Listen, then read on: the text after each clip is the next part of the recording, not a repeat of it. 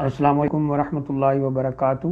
الحمدللہ رب العالمین والعاقبۃ للمتقین والصلاۃ والسلام علی اشرف الانبیاء والمرسلین نبینا و رسولنا و حبیبنا و امامنا محمد وعلی آلہ و اصحابہ اجمعین، اما بعد۔ قال النبی صلی اللہ علیہ وآلہ وسلم: من قام لیلۃ القدر ایمانا و احتسابا غفر له ما تقدم من ذنبہ۔ وقال فی حدیث آخر: التمسوها فی العشر الاواخر من رمضان، او کما قال علیہ الصلاۃ والسلام۔ قابل احترام بھائیوں، دوستوں، بزرگوں، نبی اکرم صلی اللہ علیہ وآلہ وسلم کا یہ فرمان ہے کہ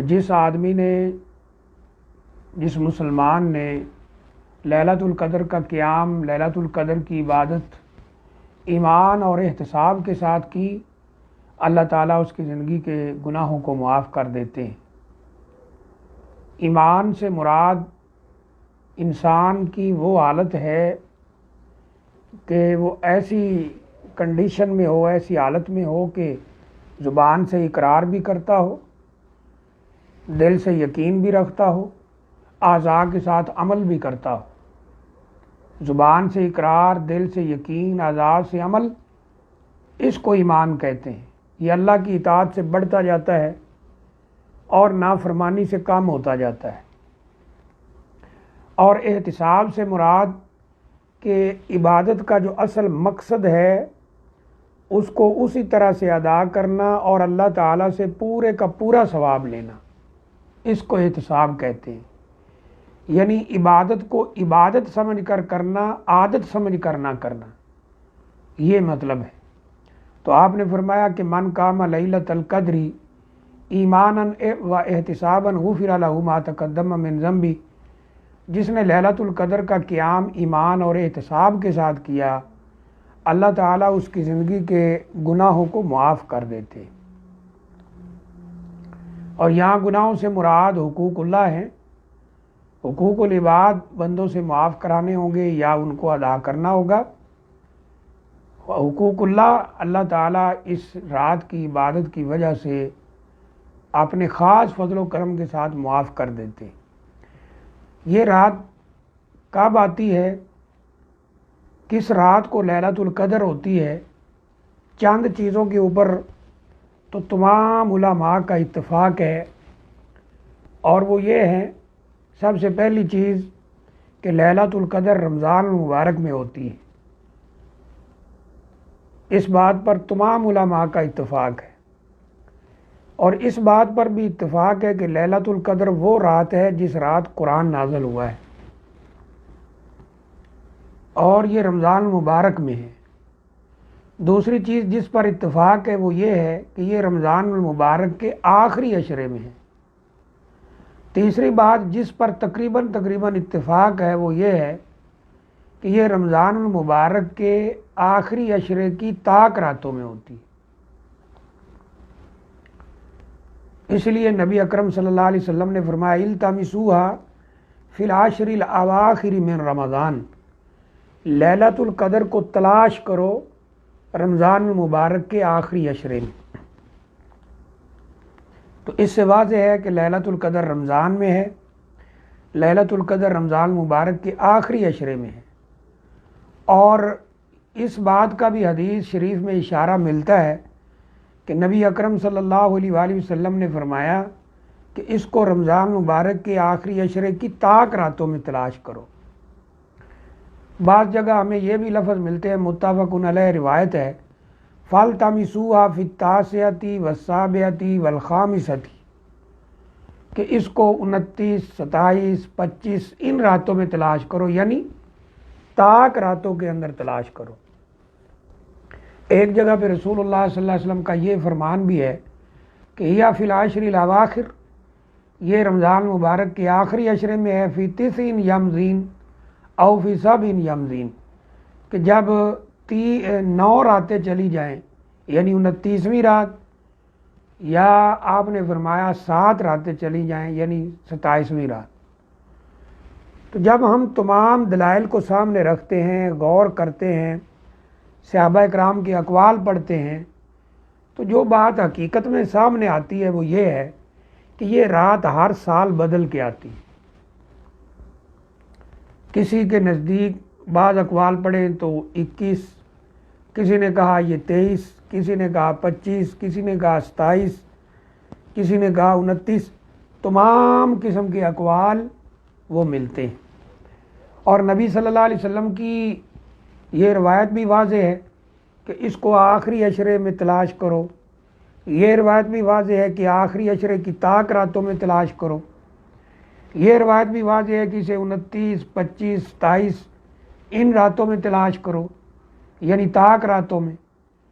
تو ان ساری باتوں کا، سارے دلائل کا خلاصہ یہ ہے کہ یہ لیلۃ القدر ہر رات یعنی ہر سال بدل کے آتی ہے۔ بعض دلائل سے یہ گمان ہوتا ہے کہ یہ فلاں رات کو ہے، فلاں رات کو ہے، تو اس کا مطلب یہ ہے کہ جس میں ایسی کوئی وضاحت کی گئی ہے وہ اس سال کے لیے تھی جب وہ یہ واقعہ پیش آیا اور نبی اکرم صلی اللہ علیہ وسلم اس دنیا میں موجود تھے۔ مثال کے طور پر ایک سال آپ نے اشارہ کیا کہ طاق رات وہ ہے جب میں نے خواب میں دیکھا ہے، یعنی لیلۃ القدر اس رات میں ہے جب خواب میں دیکھا کہ میں کیچڑ کے اوپر سجدہ کر رہا ہوں، تو وہ ایک طاق رات میں بارش ہوئی، غالباً 23 یا اس طرح کوئی رات تھی، تو اس سے کنفرم ہو گیا کہ یہ طاق رات مثلاً اس طاق رات میں لیلۃ القدر تھی۔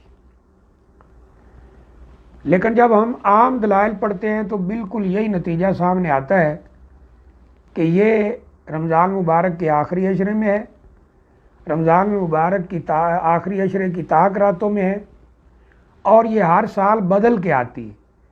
27 کے بارے میں اقوال کافی سارے ملتے ہیں، تو زیادہ سے زیادہ ہم یہ کہہ سکتے ہیں کہ یہ بدل کے آتی ہے، اور ممکن ہے کہ زیادہ دفعہ 27 کو آتی ہو۔ بہت سے صحابہ اکرام کے اقوال 29 کے بھی موجود ہیں، بہت سے صحابہ اکرام کے اقوال 25 کے بھی موجود ہیں، بہت سے صحابہ اکرام کے اقوال 23 کے بھی موجود ہیں، بہت سے صحابہ اکرام کے اقوال 21 کے بھی موجود ہیں، یعنی کسی سال یا 21 کو آئی، 23 کو آئی، اسی کے مطابق اقوال ہمیں ملتے ہیں۔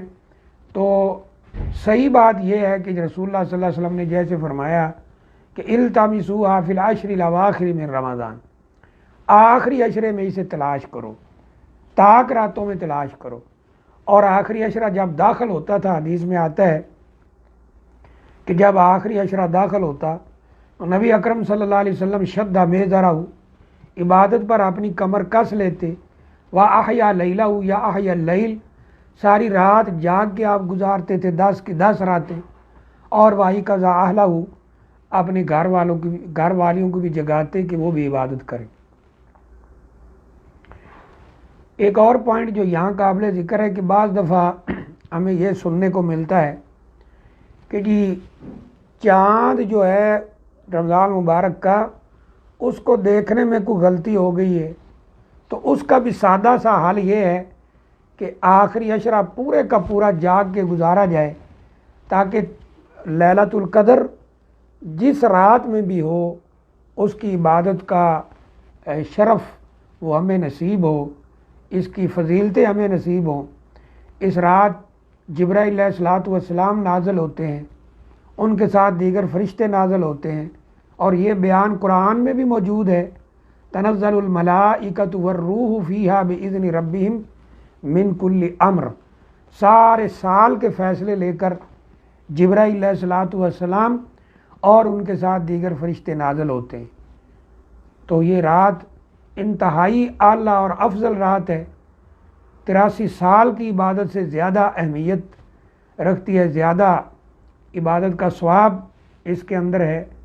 تو یہ ہمارے ہاں جو ایک ذہن پایا جاتا ہے کہ یہ صرف 27 کو ہوتی ہے، بقیہ تمام راتیں ان کو نظر انداز کر دیا جاتا ہے، تو یہ طریقہ صحیح نہیں ہے، یہ بدل کے آتی رہتی ہے۔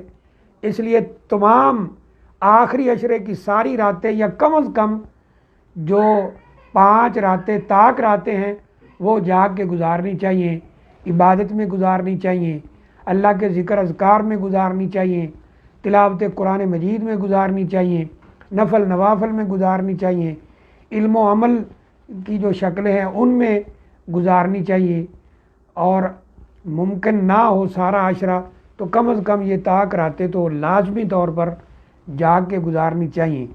ویسے آج کل ہم دیکھتے ہیں کہ یہ جو موبائل وغیرہ ہے اس پہ لوگ بیٹھے رہتے ہیں گھنٹوں، کئی یعنی عرص لمبے ایک طویل وقت اس پہ گزارتے ہیں، بعض لوگ ساری رات بیٹھے رہتے ہیں۔ تو اصل بات یہ ہے کہ جس بات سے دلچسپی ہو جائے، جس کا شوق لگ جائے، اس میں پھر رات کو جاگنا کوئی مشکل نہیں ہوتا۔ اگر لیلۃ القدر کا ہمیں احساس ہو جائے کہ یہ کتنی بڑی رات ہے، اس لیے اللہ نے فرمایا وما ادراک ما لیلۃ القدر، تمہیں کیا پتہ یہ لیلۃ القدر کیا ہے۔ اگر اس کا ہمیں احساس ہو جائے اور اس کے فضائل کا صحیح طور پر ادراک ہو جائے تو پھر رات کو جاگنا ہمارے لیے مشکل نہیں ہوگا۔ تو بہرحال یہ آخری عشرے میں آتی ہے، طاق راتوں میں آتی ہے، صحیح بات یہی ہے۔ اللہ تعالیٰ سے دعا ہے اللہ ہمیں عمل کی توفیق عطا فرمائے اور اللہ تعالیٰ ہماری یہ کوششیں قبول فرمائے۔ السلام علیکم ورحمۃ اللہ وبرکاتہ۔